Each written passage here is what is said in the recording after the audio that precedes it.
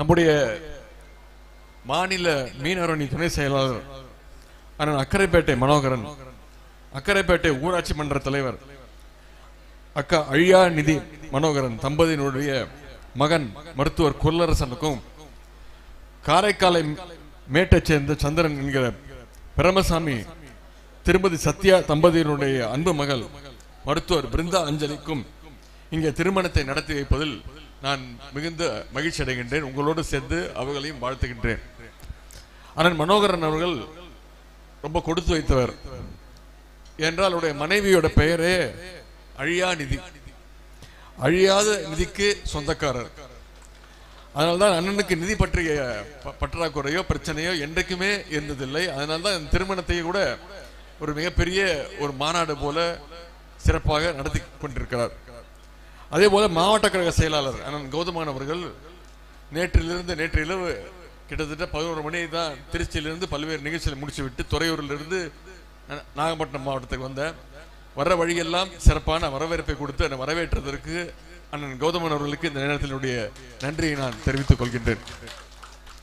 எவ்வளவோ மாவட்டங்களுக்கு சென்றாலும் எவ்வளவோ ஊர்களுக்கு சென்றாலும் சொந்த மண்ணுக்கு வரும்பொழுது ஒரு இனம் புரியாத ஒரு மகிழ்ச்சி உண்டாகும்.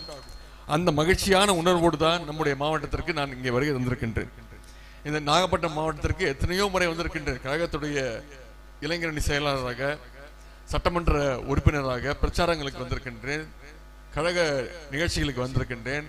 ஆனால் இந்த முறை என்னால் மறக்க முடியாத ஒரு நிகழ்வு என்றால் முதன்முறையாக துணை முதலமைச்சர் என்ற பொறுப்பை ஏற்ற பிறகு உங்களை எல்லாம் சந்தித்து உங்களுடைய வாழ்த்துக்களை இங்கே நம்முடைய அமைச்சர் அன்பில் மகேஷ் பொய்யாமணி அவர்கள் பேசும்போது சொன்னார், அந்த முத்தரசன் பேசும்போது குறிப்பிட்டார், எல்லோரும் எனக்கு பிறந்தநாள் வாழ்த்துக்களை கூறினார்கள். அந்த வாழ்த்துக்களை நான் ஏற்றுக்கொள்கின்றேன்.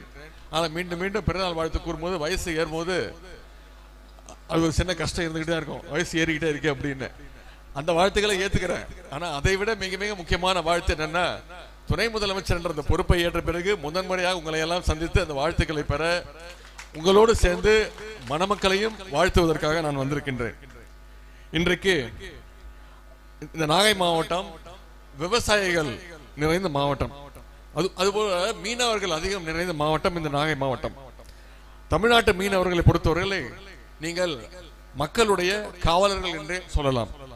இது ஏன் நான் இப்ப சொல்றேன்னா, புயல் மழை வெள்ளம் எது வந்தாலும் முதல்ல களத்துக்கு வருவதும் மக்களை மீட்பதும் மீனவ மக்களாகிய நீங்கள் தான். அப்படிப்பட்ட உங்களை சந்திக்கும் பொழுது எனக்கும் அந்த கூடுதல் உற்சாகம் பிறக்கின்றது. இந்த திருமணம் முழுக்க முழுக்க ஒரு சுயமரியாதை திருமணமாக நடைபெற்றுக் கொண்டிருக்கிறது. இங்கே நமக்கெல்லாம் புரிகின்றபடி நம்முடைய தமிழ் மொழியில அனைவரும் மணமக்களை வாழ்த்தி இருக்கின்றாங்க. மந்திரம் எல்லாம் சொல்லாம தமிழ் பண்பாட்டுடைய அடையாளமாக இந்த திருமணம் நடைபெற்றுக் கொண்டிருக்கிறது. இப்படிப்பட்ட சுயமரியாதை திருமணத்திற்கு ஒரு காலத்துல சட்ட அங்கீகாரம் கிடையாது. இப்படி நடத்துகின்ற திருமணங்கள் அனைத்தும் செல்லும் என்ற முதல்ல 1967ஆம் ஆண்டுல நம்முடைய பேரறிஞர் அண்ணா அவர்கள் தான் முதல்ல சட்டம் கொண்டு வந்தார்கள். அதன் பிறகு தமிழ்நாடு எங்கிலும் இந்த மாதிரி சுயமரியாதை திருமணங்கள் நடைபெற ஆரம்பிச்சது. இந்த திருமண அரங்கை பார்க்கும்போது எனக்கு மிகவும் மகிழ்ச்சியாகவும் இருக்கின்றது, பெருமையாகவும் இருக்கிறது. ஏன்னா ஆண்களுக்கு நிகரா, இன்னும் சொல்ல போனா ஆண்களை விட அதிகமா பெண்கள் மகளிர் தாய்மார்கள் வந்திருக்கிறீங்க. ஆண்கள்லாம் ஓரத்துல நின்றுகிட்டு இருக்கிறாங்க, பெண்கள்லாம் சேர்ல உட்கார்ந்து இருக்கிறீங்க. ஒரு காலத்துல ஒரு 100 ஆண்டுகளுக்கு முன்பு இந்த நிலைமை கிடையாது. பெண்கள் வீட்டை விட்டு வெளில வரத்திற்கே உரிமை கிடையாது, படிப்பதற்கு உரிமை கிடையாது. ஆனால் அதையெல்லாம் மாற்றியவர், அதற்காக எல்லாம் போராடியவர் தான் தந்தை பெரியார் அவர்களும் பேரறிஞர் அண்ணாவும் நம்முடைய திராவிட முன்னேற்ற கழகமும் முத்தமிழ் டாக்டர் கலைஞர் அவர்களும். நீதி கட்சி தலைவர்களும் தந்தை பெரியாரும் தான் பெண் விடுதலைக்காக பேசிய விஷயங்களை அத்தனையும் சட்டமாக்கியவர் நம்முடைய பேரறிஞர் அண்ணா அவர்களும் முத்தமிழ் டாக்டர் கலைஞர் அவர்களும். இன்றைக்கு அவருடைய வழியில நம்முடைய முதலமைச்சர், திராவிட மாடல் முதலமைச்சர் திரு முத்துவேல் கருணாநிதி ஸ்டாலின் அவர்கள் அனைத்து திட்டங்களும் பெண்களுக்கு முன்னுரிமை கொடுத்து அனைத்து திட்டங்களும் நிறைவேற்றி வர்றார். கலைஞர் தான் காவல்துறையில் முதல்ல பெண்களுக்கு போலீஸ்ல பெண்கள் வேலை வாய்ப்பு பணியாற்றலாம் அப்படின்னு சட்டத்தை கொண்டு வந்தவர் இந்தியாவிலே முதல்ல டாக்டர் கலைஞர் அவர்கள். அதே போல பெண்களுக்கு சொத்துல சம உரிமை அப்படின்னு அந்த சட்டத்தை கொண்டு வந்தவர் நம்முடைய முத்தமிழ் டாக்டர் கலைஞர் அவர்கள். பெண்கள் உயர்கல்வி படிக்க பல சலுகைகள் கொடுத்தவர் கலைஞர் அவர்கள். இன்றைக்கு நம்முடைய முதலமைச்சர் அவர்கள் அவருடைய ஆட்சியில பெண்களுக்கு 50% அளவுக்கு உள்ளாட்சியில போட்டியிட அளவுக்கு இடஒதுக்கீட்டை கொடுத்தவரும் நம்முடைய தலைவர் அவர்கள். அதனால்தான் பல மாநகராட்சியில் மேயர்களாக துணை மேயர்களாக இன்றைக்கு மகளிர் பணியாற்றிட்டு இருக்காங்க. அதேபோல் நகராட்சி பேரூராட்சி ஒன்றியங்கள்ல பஞ்சாயத்துகள்ல பெண் தலைவர் வந்திருக்கிறாங்க. இங்க கூட நம்முடைய அக்கா அழியா நிதி அவர்கள் போல ஏராளமான பெண் ஊராட்சி மன்ற தலைவர்கள் பணியாற்றிட்டு வந்துட்டு இருக்கிறாங்க. இந்த நிலையை ஏற்படுத்தியதற்கு பெயர் தான் திராவிட மாடல் அரசு. அதே போல மகளிருடைய முன்னேற்றத்திற்கான ஏராளமான திட்டங்களை நம்முடைய முதலமைச்சர் அவர்கள் தந்து கொண்டிருக்கிறார்கள். இன்னைக்கு மகளிர் வெளில போய் வேலை செய்யணும், வேலை பார்க்கணும் அப்படிங்கிறதுக்காக நம்முடைய தலைவர் கொண்டு வந்த திட்டம் முதல் கையெழுத்து பெண்களுக்கு அந்த விடியல் பயணம் திட்டம். ஒவ்வொரு மகளிரும் அந்த திட்டத்தின் மூலம் மாதம் மாதம் கிட்டத்தட்ட 1000 ரூபாய் வரைக்கும் சேமிக்கிறாங்க. அதே போல் புதுமை பெண் திட்டம், பெண்கள் படிக்க வேண்டும், பள்ளிக்கூடம் படிச்சா மட்டும் பத்தாது, காலேஜ் படிக்கணும், உயர்கல்வி படிக்கணும்னு அரசு பள்ளியில படிச்சு எந்த கல்லூரியில போய் படிச்சாலும் தனியார் கல்லூரியா இருந்தாலும் சரி அவங்களுக்கு கல்வி ஊக்கத்தொகையாக புதுமை பெண் திட்டம் அப்படின்ற பேர்ல மாதம் 1000 ரூபாய் கொடுக்கிறார் நம்முடைய தலைவர் அவர்கள். அதேபோல் மாணவர்களுக்கும் தமிழ் புதல் அப்படின்ற திட்டத்துல உயர்கல்வி படிக்கணும்னு அவங்களுக்கும் அந்த மாதம் 1000 ரூபாய் கொடுக்கிறார். இதற்கெல்லாம் முத்தாய்ப்பாக இந்தியாவே திரும்பி பார்க்கின்ற வகையில கலைஞர் மகளிர் உரிமை திட்டத்தை நம்முடைய முதலமைச்சர் அவர்கள் தொடங்கி வைத்தாங்க. இந்தியாவிலே முதன்முறையா 1,55,00,000 மகளிர் அதில் விண்ணப்பிச்சாங்க. இன்றைக்கு கிட்டத்தட்ட ஒரு வருடத்திற்கு மேலாக சென்ற ஆண்டு செப்டம்பர் மாதம் துவங்கப்பட்டது இந்த கலைஞர் மகளிர் உரிமை திட்டத்தை கீழே ஒரு மாதம் 1000 ரூபாய் கலைஞர் மகளிர் உரிமை திட்டம் 1,16,00,000 மகளிருக்கு ஒவ்வொரு மாதமும் சென்று கொண்டிருக்கிறது. இன்றைக்கு இந்த திட்டத்தை பல மாநிலங்கள் பின்பற்ற தொடங்கி இருக்கிறது. இதற்கு பேர் தான் திராவிட மாடல் அரசு. இந்த திட்டங்கள் மூலமாக மகளுடைய பொருளாதார சுதந்திரத்தை நம்முடைய திராவிட மாடல் அரசு நிலைநாட்டி இருக்கின்றது.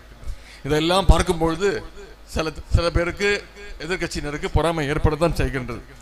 அதுவும் குறிப்பாக நம்முடைய எதிர்கட்சி தலைவராக இருக்கக்கூடிய திரு எடப்பாடி பழனிசாமி அவர்களுக்கு அதிகமான வைத்தறிச்சல். காலமெல்லாம் தமிழ்நாட்டுக்கு உழைத்த கலைஞருடைய பெயரை ஏன் எல்லா திட்டத்துக்கும் கலைஞர் பெயரை வைக்கிறீங்க அப்படின்னு அவருக்கு வைத்தறிச்சல். அதனால்தான் எப்படியாவது நம்முடைய கூட்டணி உடையாதா, ஏதாவது விரிசல் விழுந்துறதா என்று காத்து கிடக்கிறார். அதனால் கண்டிப்பாக நம்முடைய தலைவர் அவர்கள் எப்படி கடந்த 7 தேர்தலில் ஒரு வெற்றி கூட்டணி அமைச்சாரோ கண்டிப்பாக இந்த முறையும் தமிழ்நாட்டு மக்கள் ஏற்றுக்கொள்ளக்கூடிய கண்டிப்பான ஒரு வெற்றி கூட்டணியை, மதச்சார்பற்ற முற்போக்கு கூட்டணியை நம்முடைய தலைவர் அவர்கள் அமைப்பார்கள். நம்ம வெற்றி கூட்டணியை தொடர்ந்து கொண்டு போயிட்டு இருக்கிறோம். ஆனால் எதிர்கட்சி நிலைமை யோசிச்சு பாருங்க. ஒரு 3 நாட்களுக்கு முன்பு அண்ணா திராவிட முன்னேற்ற கழகத்துடைய பொருளாளர் அண்ணன் திண்டுக்கல் சீனிவாசன் அவர்கள் பொதுக்கூட்டத்திலே பேசுறாரு. என்ன சொல்றாரு? கூட்டணி கூப்பிடுறப்பா, ஆனா ஒருத்தர் 200 கோடி கேட்கறான், 20 சீட்டு கேட்கறான், இப்படின்னு பேரம் பேசிக்கிட்டு இருக்க கூட்டணி தான் நம்மளுக்கு எதிர்க்க இருக்கக்கூடிய கூட்டணி. ஆனா நம்முடைய கூட்டணி திமுக தலைமையிலான கூட்டணி வெற்றி கூட்டணி, கொள்கை கூட்டணி, அது எப்பவுமே மக்கள் ஏற்றுக்கொள்ளக்கூடிய கூட்டணி. எனவே இந்த கூட்டணி என்று தலைவர் அவர்கள் கழகத்தோடு தலைவராக பொறுப்பேற்றாரோ அன்றிலிருந்து இன்றைக்கு வரைக்கும் அனைத்து தேர்தலையும் நம்முடைய கூட்டணி வெற்றி பெற்றிருக்கிறது. எனவே வருகின்ற 2026 தேர்தல் மிக மிக முக்கியமான தேர்தல். அந்த 2026 தேர்தலையும் எப்படி நாடாளுமன்ற தேர்தலில் தமிழ்நாட்டு மக்கள் 100% வெற்றியை நம்மளுடைய கூட்டணி கொடுத்தாங்க, நம்முடைய தலைவருக்கு கொடுத்தாங்க, நம்முடைய திராவிட மாடல் அரசுக்கு கொடுத்தாங்க. 40க்கு 40 தொகுதி வென்று காட்டினோம். அதே போல சட்டமன்ற தேர்தலையும் குறைந்தது 234ல 200 தொகுதி ஜெயிக்கணும்னு தலைவர் உறுதி கொடுத்திருக்கிறாங்க. அதை நோக்கி நம்முடைய பயணம் இருக்க வேண்டும் என்று கேட்டுக்கொண்டு, மணமக்கள் இருவரும் நன்கு படித்தவர்கள், அதிகம் அறிவுரை சொல்ல தேவையில்லை. ஒரே ஒரு வேண்டுகோள் தான். தலைவர் அவர்கள் எப்பொழுதுமே சொல்வது போல, உங்களுக்கு பிறக்கக்கூடிய குழந்தை அது ஆண் பிள்ளையாக இருந்தாலும் சரி, பெண் பிள்ளையாக இருந்தாலும் சரி, பெண் குழந்தையாக இருந்தாலும் சரி, அழகான தமிழ் பெயரை சூட்ட வேண்டும் என்று கூறிக்கொண்டு, மணமக்கள் இருவரும் ஒவ்வொரு நண்பர்களாக புரிந்து கொண்டு அதே போல சுயமரியாதையோடு வாழ வேண்டும் என்று கேட்டுக்கொண்டு, இந்த திருமண விழாவில் பங்கேற்று மணமக்களை வாழ்த்துவதற்கு வாய்ப்பு கொடுத்த அண்ணன் மனோகரன் அவர்களுக்கும், அண்ணன் கௌதமன் அவர்களுக்கும், மணமக்கள் வீட்டாருக்கும், அனைத்து கட்சி தலைவர்களுக்கும் என்னுடைய நன்றி தெரிவித்துக் கொண்டு வாய்ப்புக்கு நன்றி கூறி விடைபெறுகின்றேன். நன்றி, வணக்கம்.